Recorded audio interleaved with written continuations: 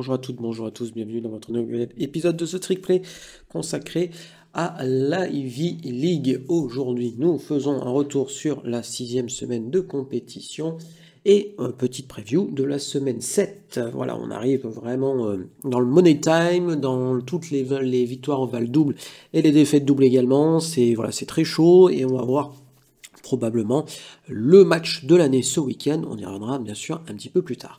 Donc dans un premier temps, on va revenir sur la semaine de compétition, une semaine de compétition qu'on va dire quand même globalement assez décevante en termes de dramaturgie, à part le Brown Cornell qui a été le meilleur match en termes de, pas de niveau, mais en tout cas en termes de scénario. Le reste, ça a été plus ou moins des stompes, comme on peut parler. En tout cas, ça a été des matchs à sens unique. Donc voilà, donc heureusement la Ivy League a terminé sa semaine, c'était le dernier match, le Brown Cornell, il a terminé sur la meilleure des façons avec un joli match en double overtime. Mais à côté de ça, ça a été des matchs pliés relativement rapidement. Donc voilà, donc je pense qu'on va pas s'étendre non plus des heures et des heures dessus. On va commencer par, Dartmouth qui s'est imposé tranquillement face à Columbia 49-3. 49-3 dans une victoire vraiment sans aucun problème avec un match maîtrisé de A à Z, un premier quart-temps où le Big Green mène 21-0 en très très rapidement. Il y a un pick six de Tyson Grimm sur la première possession des Lions alors que ils étaient proches de marquer, donc déjà tu prends un coup sur la tête.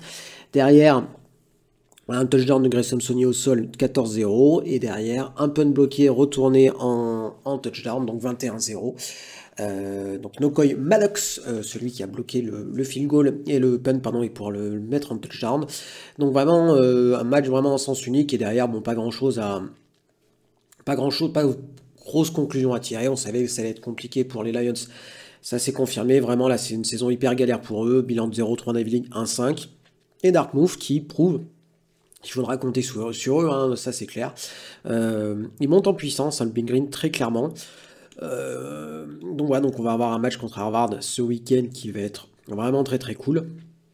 Et je pense qu'ils peuvent regretter cette défaite contre Penn, qui est presque, qui est vraiment dommageable. Alors oui et non d'une certaine façon, parce que s'ils battent Harvard, ils seront en tête de la Ivy League. Mais voilà, c'est un joker claqué quand même, un peu pour rien. À noter, voilà, encore une fois, le très bon match de Grayson Saunier, 12 sur 13 de la passe, hein, donc vraiment peu de déchets. Puis de toute façon, ils n'ont pas eu à forcer leur talent. DJ Crowther, pardon, seul, pas de TD pour lui, mais plus de 100 yards avec la course quand même. Voilà, c'était un match pour répéter ses gammes, j'ai envie de dire, avant le match contre Harvard de ce week-end. Et ça a été fait et bien fait face à une équipe vraiment beaucoup trop faible, hein, du côté des Lions. Caleb Sanchez en énorme difficulté, offensivement, 10 sur 25 pour lui, une interception, voilà, le pick six, j'en ai parlé. Le jeu au sol a plus ou moins fonctionné, mais voilà, ils ont fait que courir. C'est le cas de le dire, après le score tout le long du match, donc forcément ça n'a pas pardonné. Une différence de niveau entre les deux équipes, énormément de blessés du côté des Lions, ça je pense que voilà, ça se ressent, il y a beaucoup de blessés notamment offensivement, et je pense qu'il n'y a pas le profondeur d'effectif comme ça peut exister dans certains autres programmes de Ivy League, et donc forcément ça se voit au niveau du talent qu'il y a sur le terrain. Malheureusement pour eux, ça a été un jour sans et une saison sans. Les Lions retombent un peu dans leur standard qu'on l'avait connu, à voir ce que Mark Poppy, le head coach des Lions, peut trouver comme solution sur cette fin de saison pour se relancer un peu. Mais malheureusement, ça va être compliqué. On va y revenir dessus, mais le calendrier est très très compliqué pour les Lions. Donc victoire 49-3 de Dartmouth. On va aller du côté d'Yale qui s'est imposé 35-13 face aux Quakers de Pennsylvania. Un match bien maîtrisé de la part de Yale. Ils ont fait de la course en tête quasiment tout le match. Alors il y a un field goal d'entrée de jeu pour Penn, mais de manière générale c'était quand même un bon gros match de leur part. Dante Terreno qui monte en puissance vraiment. Josh Pistenberger, l'un des meilleurs running backs du pays, je l'avais déjà parlé, enfin du pays, en tout cas FCS je pense largement. Il y a déjà un lobbying important des fans de Yale pour qu'il remporte le titre de joueur de l'année offensif en Ivy League. On va voir ce que ça donne, mais c'est vrai, en tout cas, il fait forte impression. 145 yards et un TD pour lui au sol. Et puis voilà, toujours vraiment une saison senior vraiment très très réussie. Il a fait une réception aussi sur ce match-là. Voilà, il est vraiment très très bon. Et la défense de Yale qui a été aussi tout à fait correcte face à une attaque de Penn, voilà, qui est un peu tout feu tout flamme. Liam O'Brien 21 sur 39 pour lui, un TD. Jared Richardson, toujours la cible numéro 1 avec 85 yards et un TD, mais pas pour une fois, pas la barre des 100 yards de dépasser, mais toujours pareil, ce problème au sol. Même pas 100 yards, une moyenne de course de moins de 3, donc ça veut dire que la défense de Yale elle monte en puissance également. De toute façon, vous connaissez hein, la qualité qu'il y a au niveau des joueurs défensifs et au niveau des Bulldogs, donc ça s'est confirmé. Et puis voilà, Nico Brown, gros match au poste de receveur. Donc voilà, donc les voyants sont verts aussi pour Yale qui je pense a coché très clairement le dernier match contre Harvard en termes de matchs importants, parce qu'ils ont un calendrier vraiment plus simple. Hein. Columbia, Brown, Princeton, honnêtement, je pense que c'est 3 matchs où on va être largement favoris sur ces matchs-là, et donc je voulais voir arriver hein, avec un bilan d'une seule défaite en la Ligue, c'est pas impossible non plus avant 2 games, et donc ça veut dire que 2 games auraient une importance capitale. Du côté de Penn, pas de défense, hein, de toute façon, pas de bras, pas de chocolat, pas de défense, pas de victoire, qu'on soit très clair, et voilà, difficulté au jeu au sol, un petit peu unidimensionnel, mais j'ai l'impression de me répéter semaine après semaine pour les Quakers. Alors, qu'est-ce qu'on a d'autre à se mettre sous la dent? On va parler de... qu'est-ce qu'il y a les derniers matchs Harvard qui se déplaçait du côté de Princeton. Alors, le Harvard-Princeton, c'est un match hyper important pour Princeton, parce que c'est le match le plus important de l'année quand Harvard débarque à Princeton, puisque Yale ne joue pas du côté de Princeton cette saison. Et donc c'est un match assez sympa à suivre quand même, victoire du Crimson 35-14, mais tout n'a pas été si simple que ça. Je trouvais que Princeton a joué vraiment sa chance à fond. Il y a eu une tentative sur le 4e down, malheureusement qui ne passe pas, mais en tout cas, Bob Sura, je trouve, a vraiment pris le match de la bonne des façons, c'est-à-dire en essayant au maximum de provoquer la chance, hein, parce que je pense que c'était... ce qu'il fallait faire et que la différence de talent sur ce match-là faisait que les Tigers devaient tout réussir si vous voulez embêter le Crimson.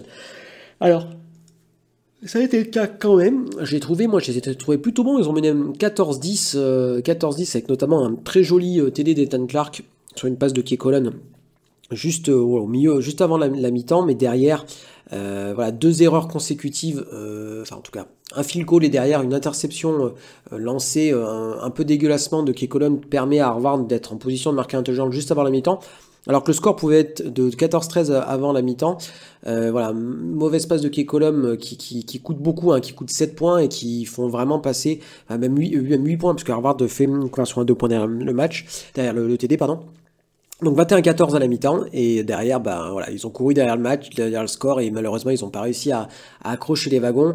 Ils devaient faire un match clinique pour l'emporter, ça n'a pas été le cas. Donc ils ont joué leur va-tout, ça n'a pas fonctionné, mais encore une fois, il n'y a pas de honte à perdre contre Harvard, qui en termes statistiques est l'une des meilleures attaques et l'une des meilleures défenses de tout le FCS. Donc il faut raison garder. Je pense que les Tigers, ils n'ont pas encore trouvé la solution totale au poste de quarterback. Alors Kekolan ne fait pas forcément un mauvais match, hein, qu'on soit très clair. Mais cette interception-là, au pire des moments, est vraiment le tournant de ce match-là. Mais il y a de la jeunesse, il y a quand même, on va dire, un petit peu il se passe pas mal de choses. Ethan Clark, le running back, aussi bon au poste de en tout cas poste de receveur et poste de running back, en tout cas il a un profil un petit peu couteau suisse, comme j'aime utiliser ce terme là, qui a bien fonctionné sur ce match là. 61 yards à la réception, pardon, et donc ce TD plus de 50 yards aussi en plus.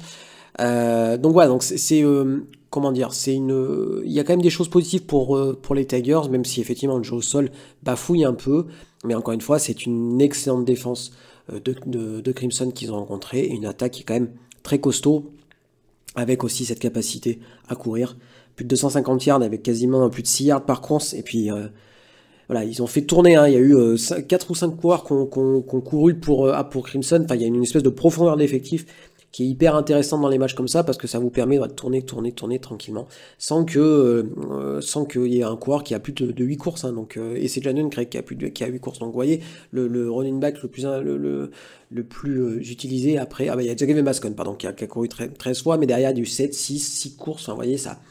Il y a vraiment un turnover de la part de Harvard qui montrent qu'ils sont vraiment un niveau au-dessus, je pense, des autres équipes, mais bon, on ne s'étend jamais sur un match, et on va y revenir un petit peu plus tard.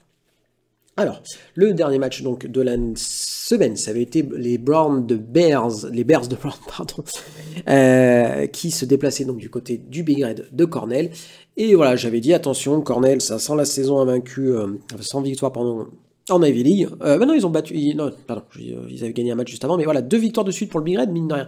Ils font tomber les Bears de Brown dans un match au bout du suspense de prolongation. Alors, c'est un match qui a été longtemps chiant. Mais sur la fin, c'était quand même assez cool à suivre. Donc victoire, 30-24 de Cornell. Franchement, c'est cool. Triple 3, vous allez voir, il porte bien son nom. Jordan triplette. 3 rushing touchdowns pour lui sur ce match-là. Donc ça, c'est quand même plutôt bien. Et puis voilà, de la confiance. Tu bats les Bears. Et donc ça veut dire que tu seras pas invaincu. Enfin, tu seras pas sans victoire en Ivy League. Et donc ça, c'est plutôt cool. Ils ont posé un peu des soucis à James Murphy qui a bien arrosé, mais voilà, un turnover qui est assez coûteux quand même pour lui à la sortie.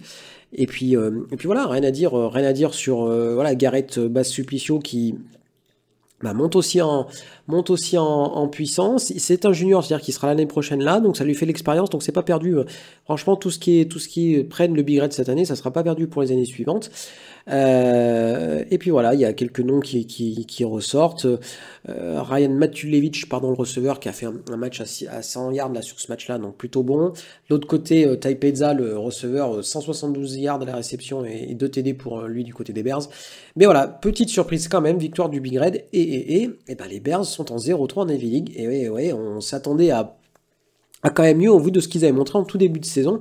Alors c'est vrai qu'il y avait les premiers, on va dire les premiers red flags au moment du déplacement à Harvard où ils avaient pris un 41-7 bien salé, mais voilà, je me faisais quand même de l'espoir, mais voilà, ils sont quand même vite retombés dans leur travers.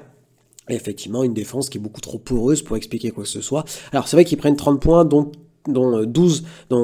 13 en prolongation. Il faut être honnête, mais quand même, voilà, c'est pas une défense qui malheureusement est au niveau de l'attaque, et donc ça pose des soucis très clairement à la sortie. Puis surtout que cette fois-ci, des difficultés au jeu au sol à se mettre en place, hein, donc seulement 32 yards au sol, c'est quand même assez terrible. Match size, seulement 22 yards pour lui en 11 portées, je vous laisse faire le calcul, ça fait 2 yards par portée, c'est nul. Et l'average de l'équipe complète, c'est 1 yard par course. Alors effectivement, il y a des sacs qui rentrent en ligne de compte, je dis pas le contraire. Mais voilà, très très compliqué. Et en face, voilà, Cornell a joué à fond et a remporté une belle victoire. Content pour le Big Red qui, voilà, je pense, méritait un petit peu mieux sur son début de saison. Et voilà, donc tant mieux pour eux, pardon. Par contre, du côté des Bears, c'est un petit peu dommage pour eux parce que je pense que cette équipe-là, elle manque pas grand-chose, je pense, pour être un niveau au-dessus de ce qu'ils sont, mais un peu une erreur par-ci par-là en attaque et une défense beaucoup trop poreuse, et donc voilà. Donc on va maintenant aller voir un petit peu du côté la semaine qui arrive, quoi vous dire sur la semaine qui arrive? Donc 4 matchs, dont un vendredi soir, pardon, ça a lieu à minuit heure française. J'avais dit 11h la semaine dernière, je m'étais trompé, donc c'est bien minuit. Donc c'est Brown qui se dépasse du côté de Penn. Penn est quand même en 2-1 en Ivy League, donc voilà, donc c'est un match dans lequel ils sont, je pense, largement favoris. 6 points et demi. Donc voilà, donc je pense que c'est même gentil pour Brown qui a montré qu'il y avait quand même des difficultés dans le calendrier Ivy League. Faut voir bien évidemment ce que ça va donner, mais je donne très clairement l'avantage à Penn. Je pense que c'est un match pour relancer l'attaque aussi au niveau du sol, parce que la défense de Brown, pardon, n'est pas exempt de tout reproche. Donc je pense que ça peut être un match intéressant pour eux. Ouais, dans un match où Penn a encore quelque chose à jouer, mine de rien, en Ivy League. Hein. Ce que je veux dire par là, c'est qu'ils sont en 2-1, tu bascules en 3-1, et tu sais jamais.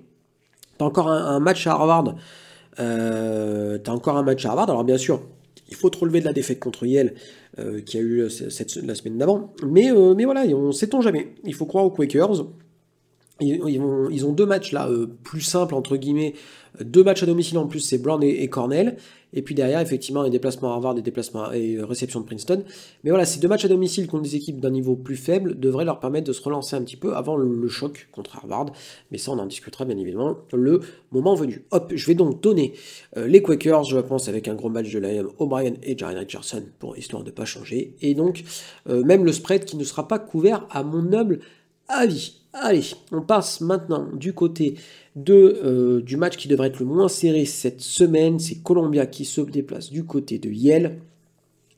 Pourquoi le moins serré? Parce que Columbia n'a plus rien à jouer. Je pense que Columbia a trop de blessés pour espérer quoi que ce soit. Et Columbia tombe contre une équipe qui est lancée, hein, Yale, hein, vraiment lancée. Début de saison un petit peu compliqué. Où il a fallu mettre les choses en place. La défaite contre l'IA, je pense, fait quand même du mal, même si c'est une défaite contre une excellente équipe, bien évidemment. Mais il n'empêche que que Yale est là, une défaite courte contre Dartmouth, et puis derrière, ça enchaîne. Et puis pareil, là, il va y avoir 3 matchs vraiment très ouverts, hein, pour les Bulldogs. Enfin, Columbia à domicile, déplacement à Brown, déplacement à Princeton.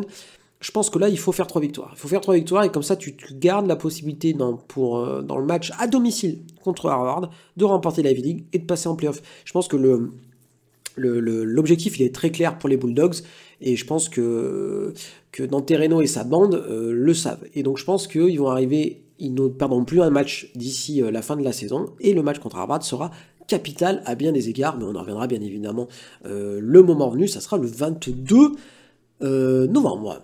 Voilà, donc je donne alors le spread Columbia à Yale. Yale, le spread est de 26,5. Pas impossible qu'il soit battu, hein. Moi je vais donner Yale et la couverture du spread de la part de Yale, parce que je pense que c'est une excellente équipe et que Columbia, ils sont passés à autre chose, et voilà, une fois que ça a lâché dans la tête, ça a lâché dans la tête. Alors, 3e match de la semaine, Princeton qui se déplace du côté de Cornell. Donc ça va être un match plutôt cool, puisque parce que Cornell a montré qu'ils peuvent embêter qui ils veulent et que Cornell sait-on jamais. Alors Princeton est encore en 2-1 en Ivy League, c'est-à-dire que tout n'est pas perdu encore. Ils ont presque leur destin entre leurs mains, oui et non, parce que la défaite contre Harvard la semaine dernière fait mal, parce qu'ils n'ont pas eu le tiebreaker, mais toujours est-il que on sait jamais, hein, ça peut fonctionner pour eux. Donc voilà, donc il faudra aller du côté de Cornell, on va dire. Avec combattant, le spread est en faveur de Princeton d'à peu près 6 points, 7 points. Donc moi je vais donner Cornell vainqueur, parce que j'aime bien, et je pense qu'ils peuvent capitaliser sur leurs 2 victoires de suite, et je pense que Princeton a perdu pas mal d'influx dans le match contre Harvard, un match qui pensait peut-être pouvoir aiguiller, en tout cas, à voir, mais bon, moi je me fais pas de soucis, pas de soucis. Je me fais pas de soucis pour Cornell pour les embêter. Par contre, je me fais un peu plus de soucis pour Princeton pour la capacité à rebondir quand même. Parce que Princeton est quand même, on va dire, sous courant alternatif depuis quelques saisons maintenant. Et cette saison, c'est encore le cas. À voir Kekolum, ce qu'il va nous montrer sur le terrain aussi au poste de quarterback, voilà, qui a pris quand même le poste de QB titulaire. Donc, on va voir ce que ça va donner. Je surveillerai quand même, pour moi, la clé, ça serait est-ce que le jeu au sol de Princeton peut se mettre en place contre la bonne défense au sol de Cornell. Donc je pense que ça va être là où ça va jouer.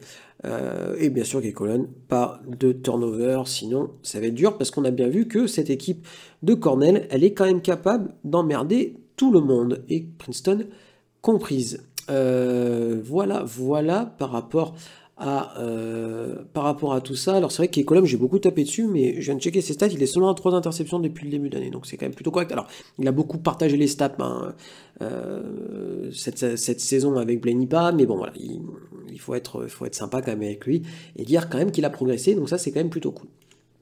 Donc je vais donner Cornell, vainqueur de ce match-là, en plus c'est du côté d'Ithaca, donc pourquoi pas. Allez, maintenant on passe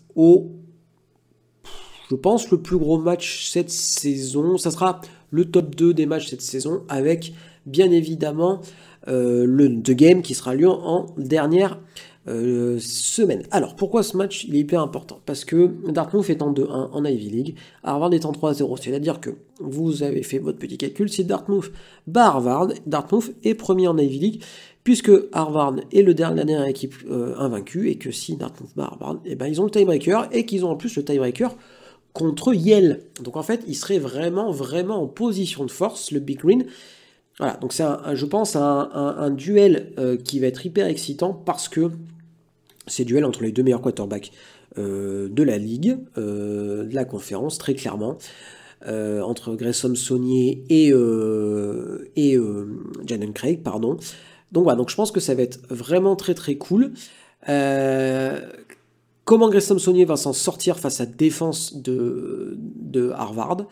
La défense d'Harvard, c'est la meilleure défense en red zone de tout le FCS, et on sait que cette capacité, vous savez, Grayson Saunier, il court beaucoup, et donc ce profil de dual threat où il cache beaucoup ses courses, bah, en red zone, ça pourrait être compliqué à gérer pour l'attaque et même pour la défense. C'est-à-dire que je pense que ça va vraiment être là. Est-ce que Dartmouth est capable de capitaliser ses entrées de red zone et pour aller marquer des touchdowns? Donc voilà, donc ça c'est pour moi une des clés de ce match-là.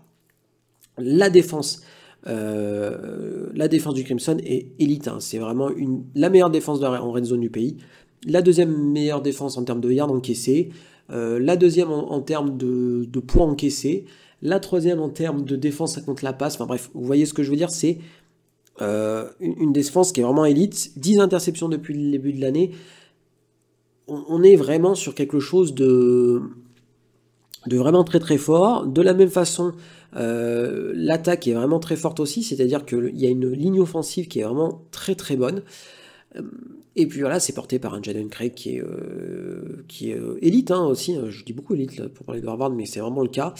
Coup du chapeau à Andrew Auric, hein, l'entraîneur arrivé d'il y a 2 saisons. Son arrivée avait fait un peu grincer des dents, mais toujours est-il qu'il fait du bon taf. Mais voilà, un match n'est pas joué avant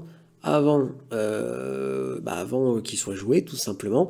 Harvard cherche à passer en 7-0 pour la première fois depuis 2015, mine de rien. Dans un match, voilà, 128e de match entre Harvard et Dartmouth. Ce sont les 2 équipes qui ont remporté le plus de titres en Ivy League, d'ailleurs, pour la petite anecdote. Donc voilà, donc ça va être sympa à suivre. Et puis Dartmouth n'a rien à perdre, hein, qu'on soit très clair. Je reviens toujours au débat qu'on avait, que j'avais avec moi-même, est-ce que la Ivy League peut avoir plusieurs équipes en playoff FCS cette saison? C'est multifactoriel bien évidemment, mais Dartmouth, s'il remporte ce match-là, ça ouvre très clairement la porte à 2 équipes en Ivy League. Je pense qu'il y a un scénario où 2 équipes y sont, c'est si Harvard finit avec une seule défaite et que soit Dartmouth, soit Yale s'impose en Ivy League. Voilà, je pense que ça va être ça. Donc voilà, donc j'espère que ça va être un gros match. Là où ce qui me fait un peu peur, c'est que Vegas met très clairement le Crimson favori avec de 16.5. Je trouve que c'est énorme. Voilà, ça va être un match hyper sympa à suivre. Ça va être un match, à mon avis, plus serré que ce qu'ils veulent nous laisser croire. Et puis ça va être un match, je pense, où plein de stars. Voilà, je pense qu'il y a ça aussi. C'est un vrai bon duel de quarterback. Pas forcément le même profil. Grayson Saunier est peut-être un petit peu plus coureur que notre ami Jaden Craig, mais quand même, je pense que ça va être vraiment un match où les deux quarterbacks peuvent tirer leurs épingles du jeu de manière différente, bien évidemment. Mais voilà, je suis assez excité. Quelle attaque de Harvard on va avoir face à une bonne défense de Dartmouth aussi. Je ne sais pas, on a vu qu'ils sont capables de créer des turnovers. L'équipe spéciale, c'est un point fort du côté de Dartmouth, hein, ça aussi, au niveau du kicking game et même au niveau du punt coverage, etc. Voilà, les voyants sont au vert. La victoire contre Columbia, je pense, ça fait beaucoup de bien à Dartmouth, mais bon, Harvard est quand même grandissime favori de ce match-là. Je vais donner Harvard vainqueur, mais je vais donner Dartmouth qui couvre le spread dans un match qui devrait être assez serré. Alors, je n'ai pas donné les horaires, pardon, excusez-moi, des matchs. Alors, le premier, on a donc Brown à Pennsylvania, donc c'est vendredi soir à minuit. Donc voilà, si vous voulez vous lancer ça avant de faire dodo, c'est pas trop tard, merci le changement d'heure, ça c'est plutôt cool. Je regarde en même temps ce que sont les matchs. Quels sont les matchs FBS déjà le vendredi soir? On a Memphis Rise, ouais, à partir de. Mais là, c'est à partir de. Ah ben de minuit aussi, donc voilà, bon, à voir ce que vous avez envie de regarder, et puis un UNC Syracuse bien dégueulasse à partir de minuit, si vous voulez vous affliger ça. Voilà. Alors, qu'est-ce qu'on a d'autre à se mettre sous la dent? Donc, j'avais dit, donc Princeton à Cornell, c'est à 17h, pardon. 18h heure française. À 17h, on a Columbia Yale. Et à 20h, on a donc Dartmouth Harvard, qui est pour moi voilà, le sommet footballistique en termes de niveau cette année. Donc, si vous avez l'occasion de regarder tout ça, ça peut être intéressant. C'est une plus petite semaine quand même en FBS, qu'on soit très clair. Il y a pas mal d'équipes qui sont en bye week. Ça rechange un peu les batteries avant le sprint final. Le Vanderbilt Texas sera quasiment terminé. Donc moi je vous conseille peut-être de regarder ce Dartmouth Harvard qui devrait être plutôt sympa. Bon, c'est toujours un peu galère de trouver les streaming ESPN Plus, on va pas se le cacher, mais bon, vu le pédigré des deux équipes, ça devrait peut-être être un peu plus simple cette semaine. Voilà pour le récap de l'Ivy League. Je vous dis à samedi pour le 1-2-6. Je répète, le 1-2-6 aura lieu à 16h, donc ce sera un 1-2-5 presque cette fois-ci, puisque les matchs avec le décalage, enfin le changement d'heure sont à 17h et non pas 18. Voilà, je vous fais des bisous, je vous dis à samedi, salut tout le monde, ciao.